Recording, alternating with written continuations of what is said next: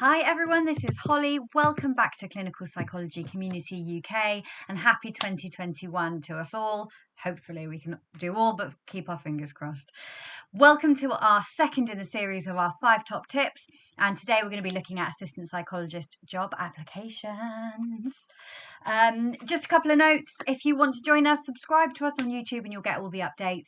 There are also a couple of pages on Facebook. There's the UK DClinPsy Applicant Reflective Space that you can join there, and there's also Clinical Psychology Community UK has got a Facebook page and an Instagram, so come join us on those. Okay, let's get straight into it then. So today we're going to cover 5 top tips for assistant psychologist job applications. This is NHS, non-NHS. This is just some things that I've learned in my long time of applying for assistant jobs. So hopefully this helps. Okay, tip number 1. Make it easy for the recruiters. This is the absolute best piece of advice that I've ever received from any feedback that I've had about assistant applications. So what you want to do is make it easy for them to shortlist you. All right, so don't make them look for the information. What you want to do is use headings and bullet points to really make it all make sense, really clearly why they should give you the job. And in those bullet points, you want to match your supporting information to the person's spec. So on the job advert, there will be a person specification, which will detail all the different things that they want that person, this successful candidate, to have and to embody. So it's usually split up into qualifications, experience, knowledge and skills, and personal and that sort of stuff. What you want to do is get the person specification and match it basically word for word. So if it starts with qualifications, use qualifications as a heading, and then it will say something like undergraduate psychology degree 2-1 or above, or whatever, so then you can write in there that you have met that criteria. So you write what degree you have and what classification you got. I hope that kind of makes sense. And the other bit on this is to show, not tell.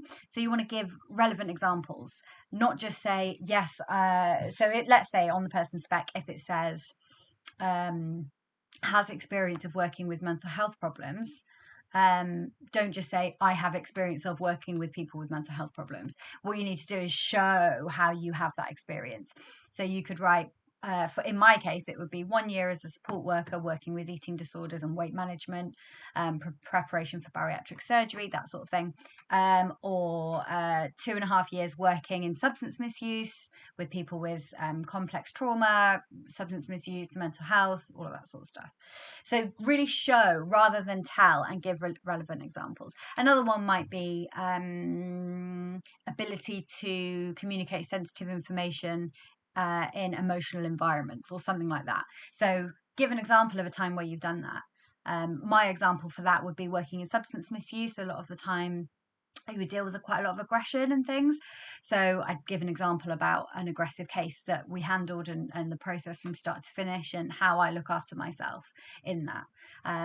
So that's a top tip for you there. Moving on to tip number 2. This might seem really obvious, but apply to jobs that you are qualified for. Okay. Now, the first thing to do is read the person's specification before applying for the job. Okay, so a lot of the time, yes, you will have a degree. Okay, let's say you're a graduate. This was my pitfall. I was a graduate and I thought, well, I've got a psychology degree, so I'm obviously going to get an assistant job because that's one of the criteria. Okay, yes it is. But a lot of assistant jobs also want you to have had assistant experience before, which is difficult. Or they want you to have specialist experience with a particular client group. But, so if you don't have those things, think carefully about applying. And the reason for this is more about well-being, because you will experience rejection, quite a lot of it. If you're pursuing clinical psychology or you're going for assistant jobs, you will experience rejection. So reducing the amount of rejection you're exposed to is probably a good idea. Making sure that you meet all the essential criteria is really important as well. So on the person specification, they'll have essential criteria and desirable criteria. Make sure you meet all of that essential criteria in some way and that you can show it on your supporting information, or your cover letter, or however it is. There's usually on assistant applications that are non-NHS, there's usually a space like there is in the NHS ones that you can write stuff. So make sure you meet all that essential criteria and you demonstrate it in your application. And then I would spend some time thinking about how much you match the person specification and some good examples to include in that. So like I said before, show not tell, have some examples, spend some time with that person's spec and annotate it, print it, do whatever you want to do with it, but make sure you think about how you match it and some good examples for it, and it will make your application better. If you are looking and you think, actually, I don't match any of this essential criteria, I don't have enough experience working with that particular client group, or working with that particular, I don't know, in that company, like in the NHS, they want you to have NHS experience usually as well. If you don't have that, there are ways you can get it. You can work as a healthcare assistant or a support worker in that particular field, in that particular service, prior to, moving on to becoming an assistant. But there's some great places you can go for that sort of experience as well. I've also done another video. The first one in our 5 top tips was how to get the most out of your support worker role. So give that a little watch if you haven't already. I'll link it at the end. Moving on to tip number 3. Oh, yes. Look after your well-being. Moving on to tip number 3, check your spelling and grammar. Again, I know that this seems really, really obvious. I know that. But on the NHS Jobs website in particular, and lots of other job websites do this, and your supporting information particularly, which is where you'll do most of the writing, it does not check, like it does on Microsoft Word, for example, where it gives you like a little squiggly line. It does not do that on NHS Jobs. So the importance is spelling and grammar mistakes will make it difficult for the recruiter to shortlist you. And thinking about tip number 1, we want to make it easy for them. So if there's a spelling mistake, it's so easy for them to say they don't pay enough attention to detail, get rid of them. Because what you've got to remember is they've got like hundreds of people that have applied to shortlist, and we're all pretty equal. So do not give them that excuse. So it's really important to do that.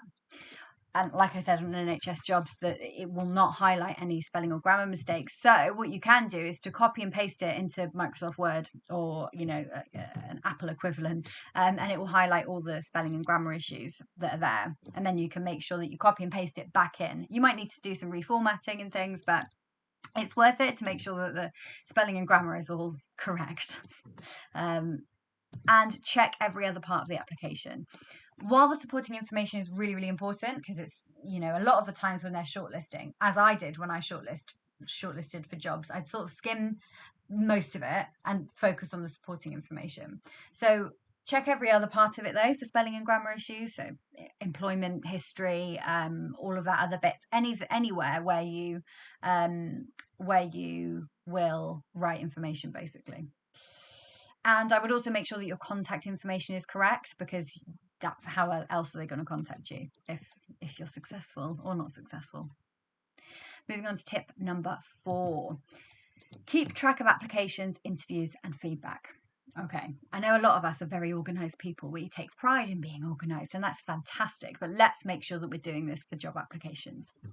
So what you can do is keep a job application log. So it can have, it could be a table or a spreadsheet with the job title, the job reference, closing date, the interview date, submission date, the outcome, a link to the job advert, whatever you want it to be, but you can see which ones you've applied for.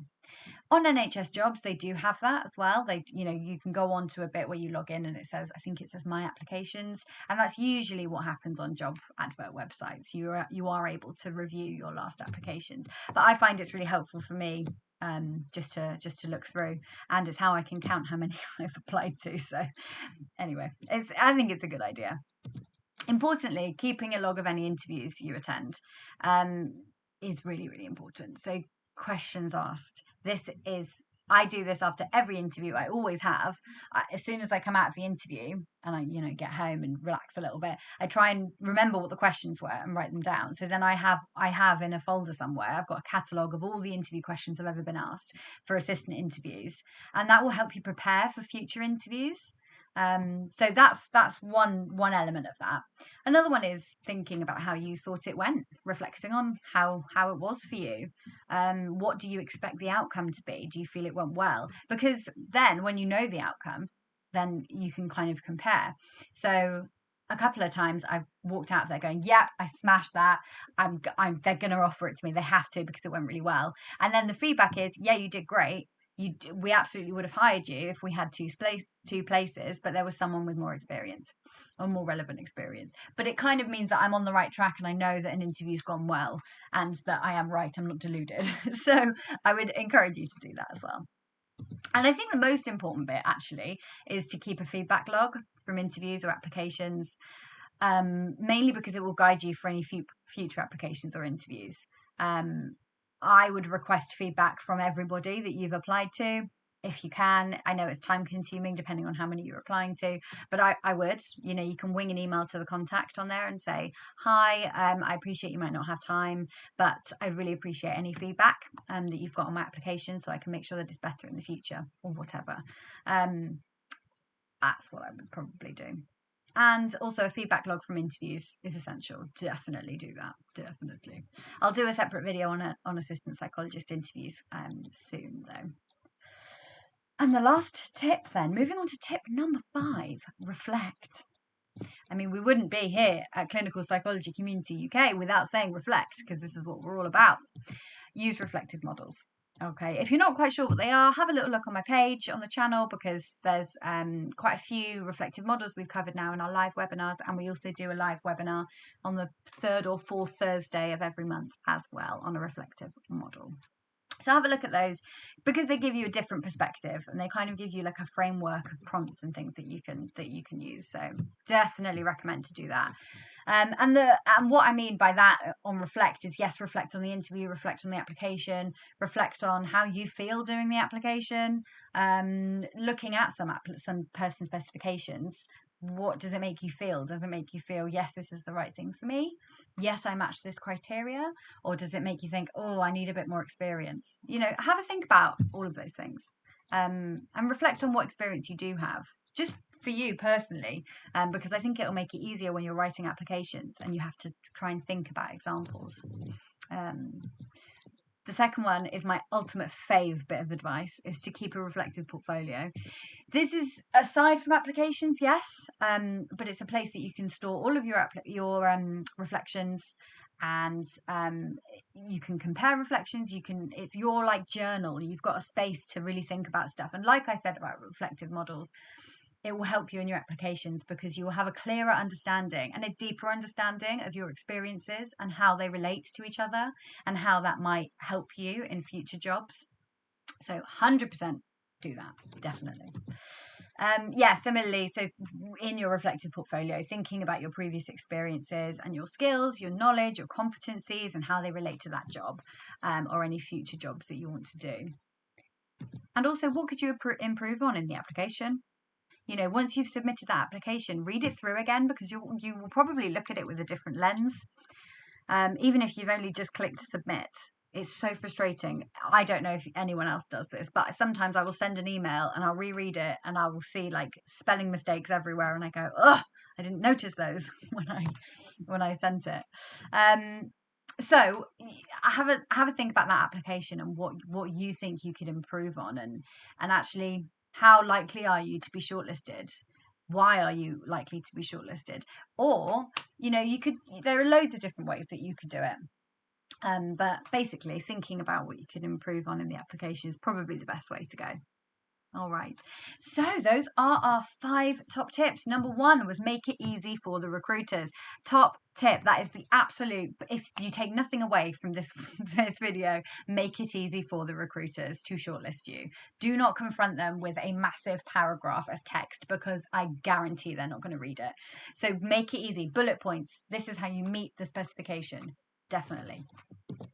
Apply to jobs you're qualified for. Obvious, yes, but mainly to protect your own well-being. Check your spelling and grammar. Check your spelling and grammar. And keep track of applications, interviews and feedback. That's really important. And reflect. So I hope that has been helpful for you all. I have also done a full video that I will link in a minute on assistant psychologist applications, where we go through an example, we go through the entire supporting information, what a person's specification is. If you're not sure, have a little look and I will link it at the end. So thank you so much for watching, and do not forget to subscribe and follow us on all of the social media that you can see, and you'll get all the updates. Also, I've got loads planned for 2021. It's going to be a video a week, but let me know what you want to see. That will be really, really helpful for me. A little bit of engagement. Just let me know what you want me to cover and I will do it. Thank you so much for watching, and I will see you next time. Bye.